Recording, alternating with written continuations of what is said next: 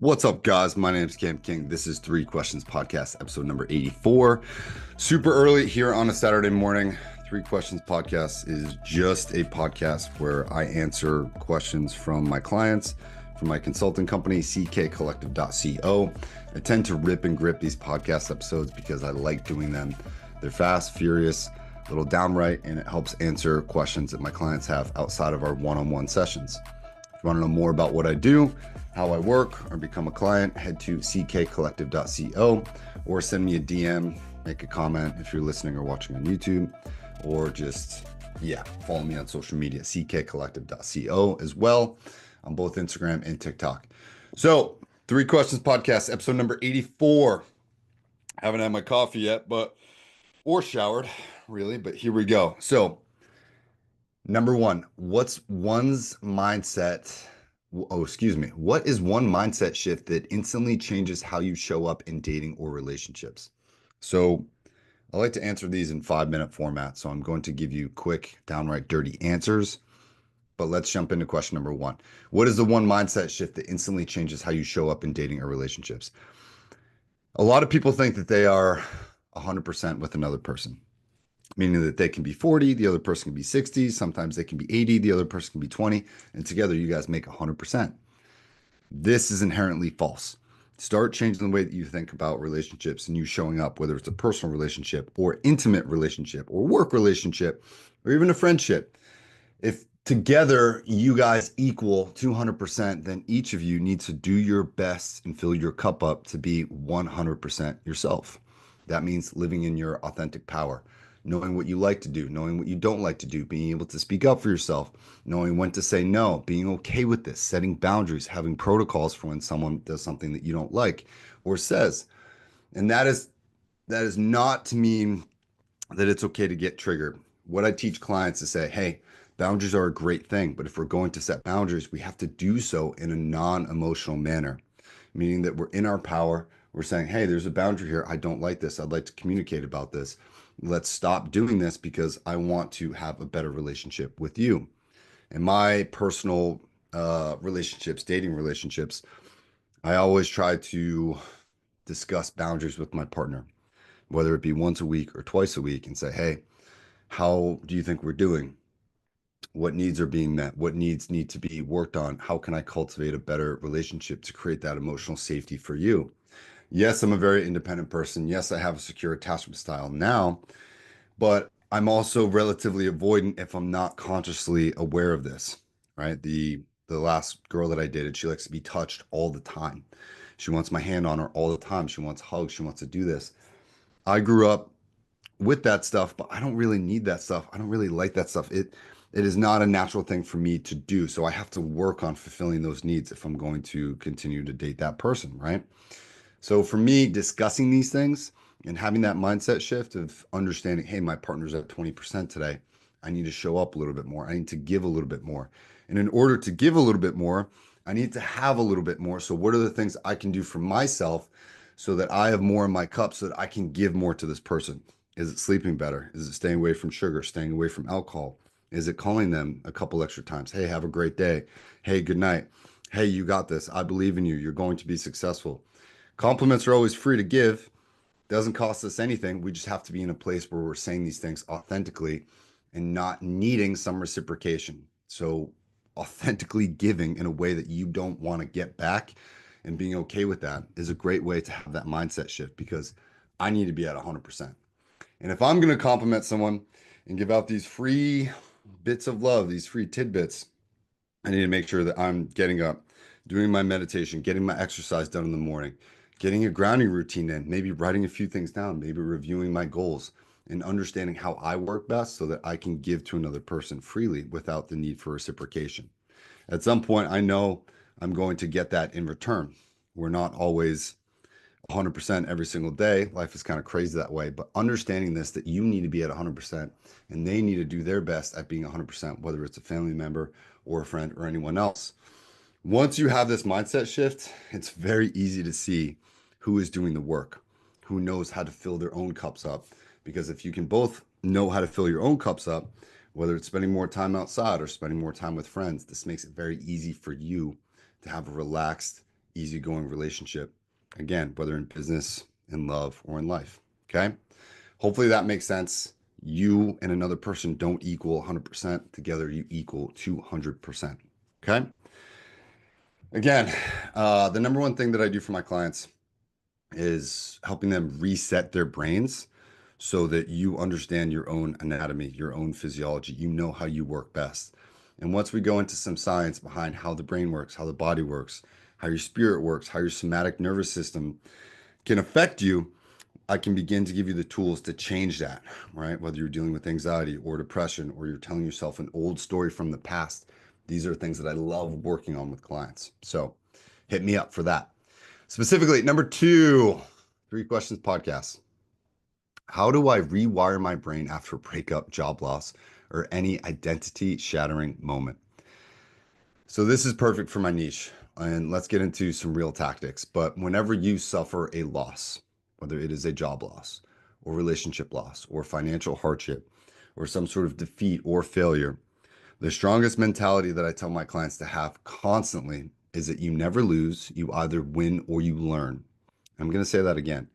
You never lose, you either win or you learn. And if you can tell yourself that every single day, I never lose, either win or I learn, we can start to reframe the way that we feel that we have failed. I don't let my clients past a certain point say the word fail. I don't let them say try, and I don't let them say problems. This is some NLP, right? Neuro linguistic programming that I work in. NLP is essentially editing the way that you speak.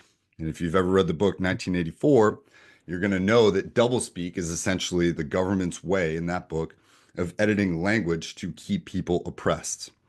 But if we ourselves can change the way that we talk to ourselves, the way that we think, the way that we feel, and instead of reacting on an emotional trigger, if we can say, okay, well, what is the logical response to this? What is the long-term outcome that I desire from this? Okay, got broken up with. I know that I want to heal. Yes, time heals all wounds, but I hate platitudes and I hate when people say these kind of bland things that just get regurgitated over time. But if we start to reframe the way that we think about it, hey, I never lose, either win or I learn. Okay, well, I didn't win in that relationship, but what did I learn?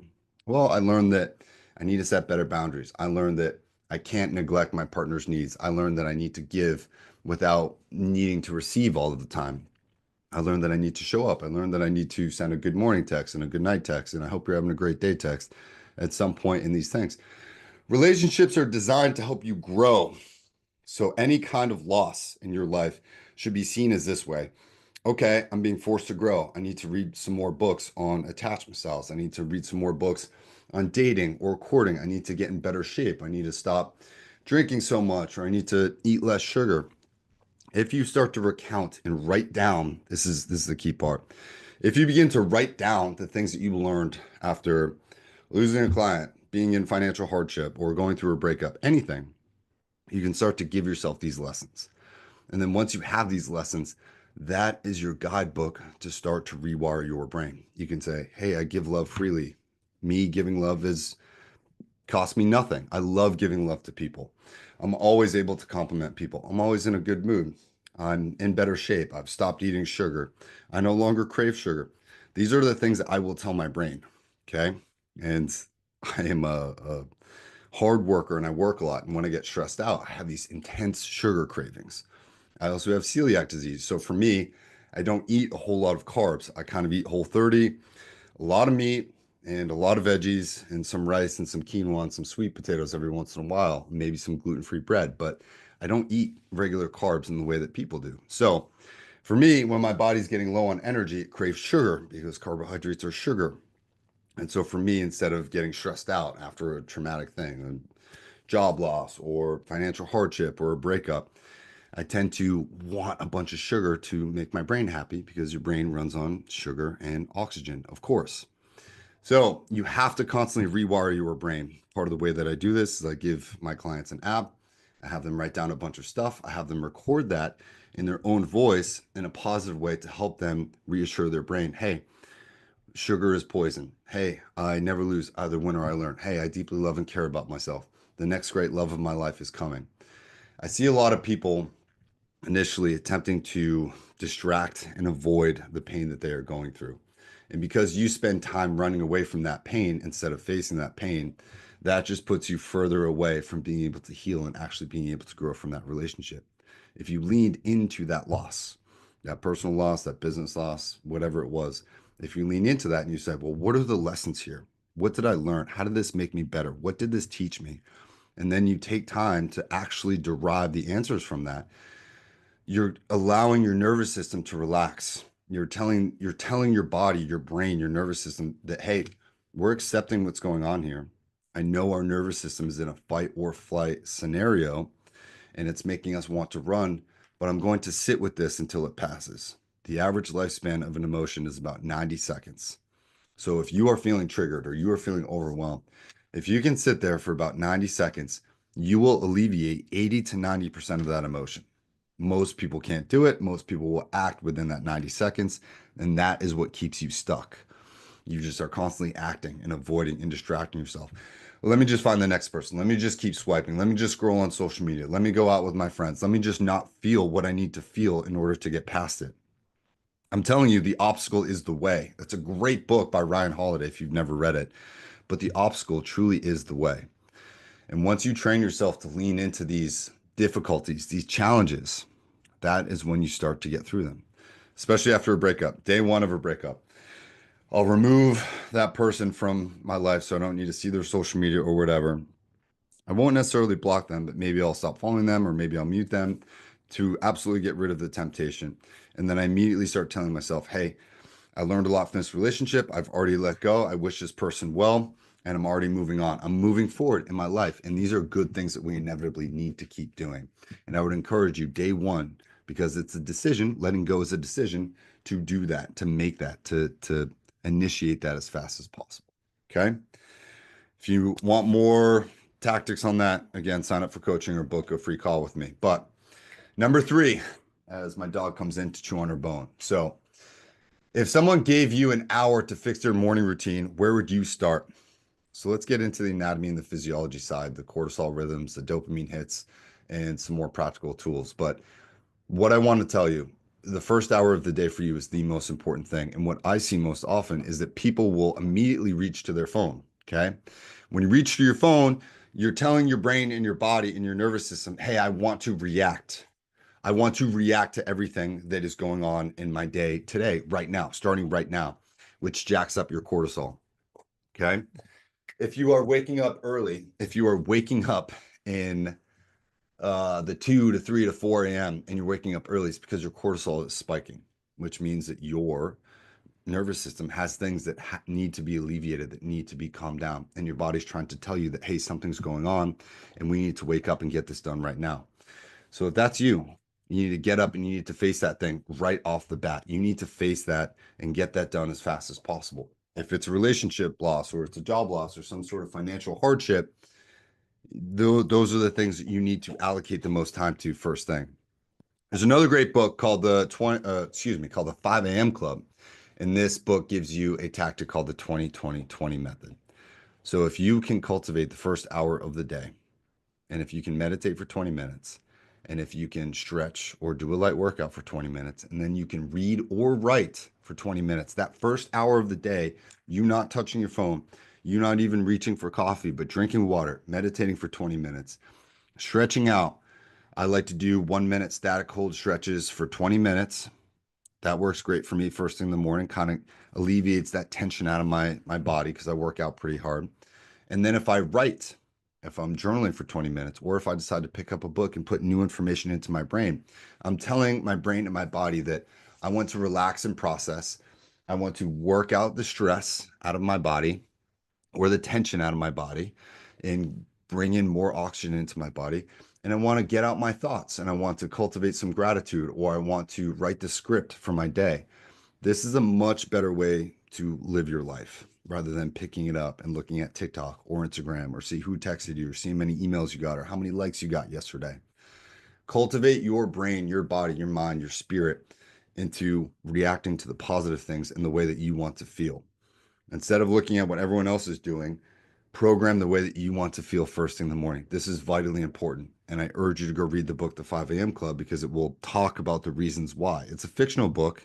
Robin Sharma is a great author, but I would highly encourage you to go look at this book, read this book, and take away some of the lessons, because some of the best advice I have ever heard from the 5 a.m. Club, there was lines in there that just absolutely blew me away, and I wrote those down. I still have them in my phone, so I'll have to do another podcast about that specifically. But I listened to that entire book back in, what was it, maybe 2020, and I hiked Long's Peak in Colorado. It was a 14er. It's like the most dangerous one, or one of them. And I listened to this entire book. Maybe it was 8, 9, 10 hours. I listened to it all the way up while I climbed this mountain. And it was so mind blowing that I'll remember that book and that day forever. It was a fantastic experience. So I would highly encourage you to do that and change the way that you live your morning. Do not reach for your phone. Do not even sleep with your phone next to you.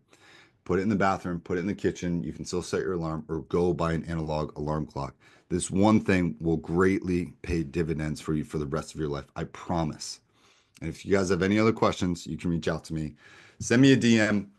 My email is info@ckcollective.co. And again, TikTok is ckcollective.co if you want to find me there. Instagram is just @ckcollective.co. So if you guys have any questions, I'd love to hear from you. Please send me more questions for the podcast. I got these 3 off ChatGPT based upon my previous podcast episodes that I've done. And don't forget to like, share, subscribe. And if you're listening on Spotify or Apple Podcasts, it really helps me if you guys can leave a review, whether it's a 5-star thing or whatever. I don't put a whole lot of production into this. If you know me as a client or you're just listening for the first time, I'm pretty authentic. I'm pretty raw, right? I tend to do the 80% solution and then worry about the details in the last 20%. So I appreciate you guys listening. I hope you guys have a good weekend. These podcasts will always be about 15 to 30 minutes max. And I will do these as often as I can, given my time and my availability. But have a great day. Please take some of these things to heart and keep doing your absolute best. That's all you got. Every single day is a brand new day for you to show up, even if you miss a couple things or want to change a couple things from yesterday or last week or last month. Today and tomorrow is always a new day for you. So write your schedule down tonight, get up tomorrow morning, execute, do this 20-20-20 method, and let me know how it's going for you. And I appreciate you guys listening. See you guys in the next one.